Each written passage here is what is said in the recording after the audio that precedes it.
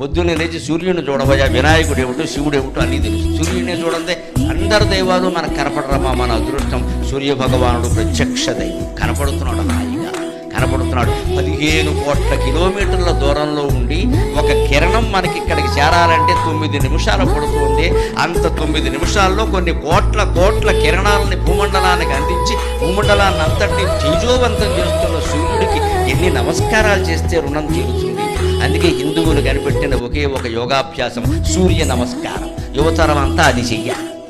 జమ్ము కాదు పనిలే, డాబా మీద సూర్య నమస్కారాలు చేయి. అది కొనడు, 4 యంత్రాలు కొంటాడు, పైకి లేపుతాడు, కిందకి తీస్తాడు, 4 రోజులు వాడతాడు. 4 రోజులు అయ్యాక దాని మీద తువ్వాళ్ళును బనీన్లు ఆరేస్తాడు.